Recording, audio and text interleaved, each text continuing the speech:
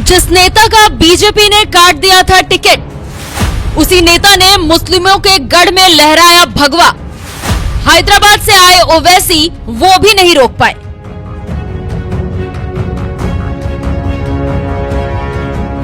जब देश में प्रचंड मोदी लहर चल रही थी, उस दौर में भी बीजेपी दिल्ली नहीं जीत पाई, क्योंकि मोदी लहर पर केजरीवाल की लोकप्रियता कहर बनकर टूट रही थी। लेकिन इसके बावजूद बीजेपी का एक ऐसा नेता था जिसने केजरीवाल की लहर के बावजूद राजधानी दिल्ली की करावल नगर सीट पर जीत का भगवा लहराया। और जब साल 2020 में चुनाव हुए तो एक बार फिर करावल नगर सीट जीतकर बीजेपी की झोली में डाल दी, जिसका नाम है मोहन सिंह बिष्ट।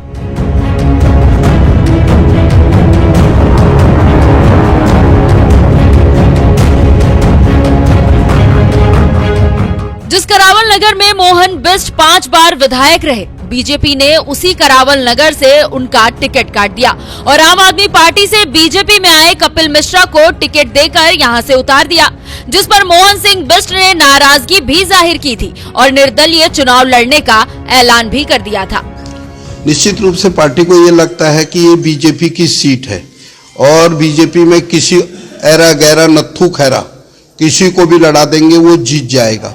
ये बहुत बड़ी भूल है और आगामी आने वाले दिनों के अंदर पार्टी को पता लग जाएगा कि जमीनी कार्यकर्ता की क्या वजूद है और वो इस चुनाव के अंदर पता लगेगा। और यही चुनाव नहीं, यहाँ बुराड़ी हो, करावल नगर हो, घोंडा हो, सीलमपुर हो, आपका गोकलपुरी हो, नंदनगरी हो, ये सारी सीटों में क्या हाल होगा ये तो आने वाला समय बताएगा।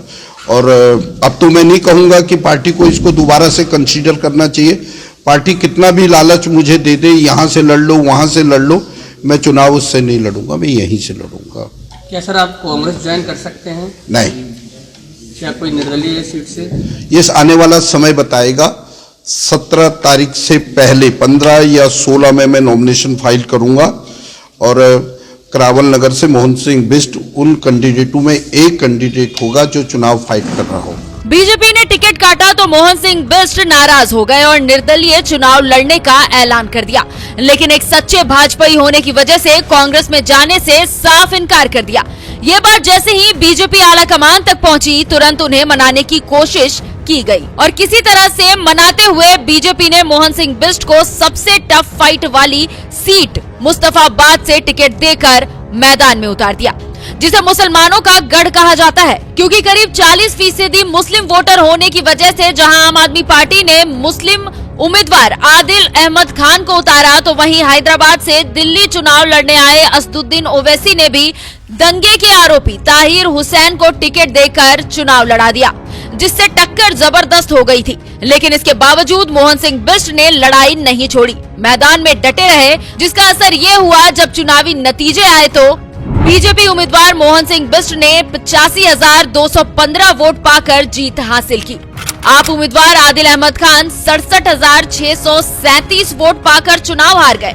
AIMIM उम्मीदवार ताहिर हुसैन भी 33,474 वोट पाकर बुरी तरह हार गए।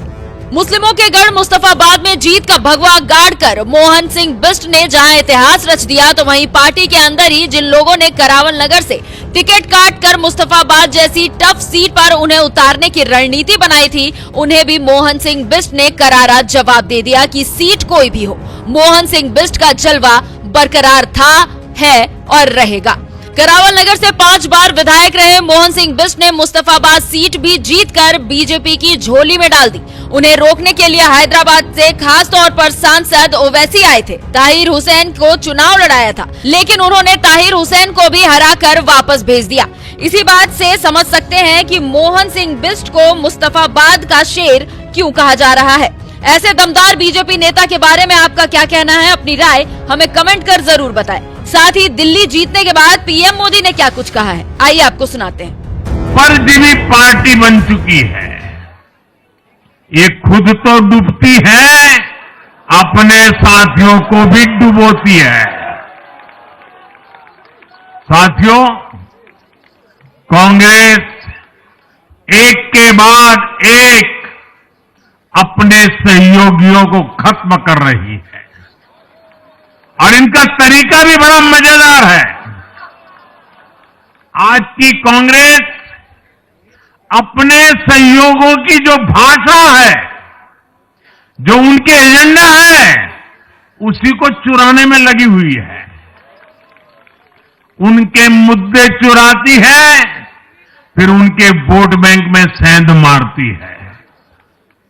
यूपी में कांग्रेस उस वोट बैंक को छीनने की कोशिश कर रही है जिस पर समाजवादी पार्टी और बीएसपी अपना हक मानती थी। मुलायम सिंह जी इसको बराबर समझ गए थे। इसी तरह तमिलनाडु में कांग्रेस आज डीएमके की भाषा डबल जोर से बोलती है। उनको डीएमके के वोटर को लुभाना करके खुद की हैसियत बनानी है। बिहार में भी ये कांग्रेस ही है जो जातिवाद का जहर फैलाकर अपनी सहयोगी आरजेडी का जो पेटेंट है उसी जमीन को खाने में जुट गई है। ठीक ऐसा ही हाल जम्मू कश्मीर, बंगाल में भी कांग्रेस ने अपने सहयोगियों का किया है। अब आज दिल्ली में भी साफ हो गया कि जो भी कांग्रेस का हाथ एक बार थामता है उसका बंटाधार होना तय हो जाता है।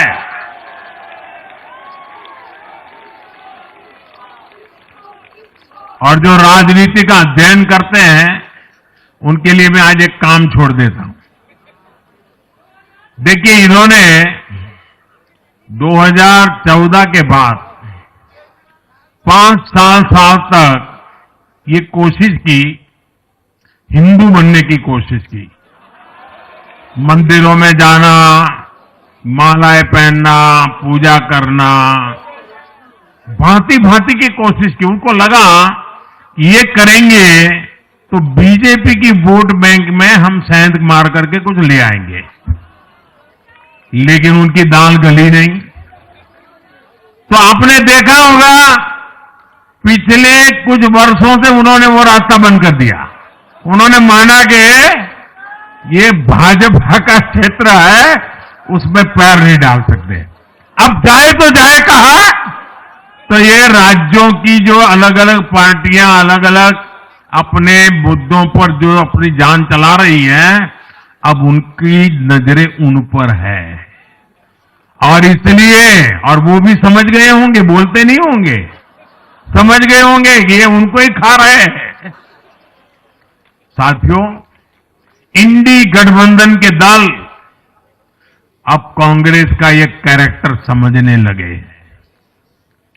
इंडी वालों को ये एहसास हो रहा है कि जिस वोट बैंक को उन्होंने कांग्रेस से छीना है, अब कांग्रेस उसे वापस पाने में जुटी है। इसलिए दिल्ली में हमने देखा इंडी के ही दलों ने एकजुट होकर कांग्रेस को हैसियत बताने की कोशिश की, अपने वोट बैंक को रोकने की कोशिश की। ये मीडिया वालों को पता नहीं समय नहीं मिला, अब तो समय ही समय है उनके पास। इंडी गठबंधन पूरा दिल्ली में कांग्रेस के खिलाफ मैदान में उतरा था, और फिर भी क्या हाल हुआ देखिए, दोनों तरफ। साथियों, वो कांग्रेस को रोकने में तो सफल रहे, लेकिन आपदा को बचाने में कामयाब नहीं हो पाए। साथियों, कांग्रेस का हाथ थामने वाले इसलिए भी बर्बाद हो रहे हैं क्योंकि आज कांग्रेस वो कांग्रेस नहीं।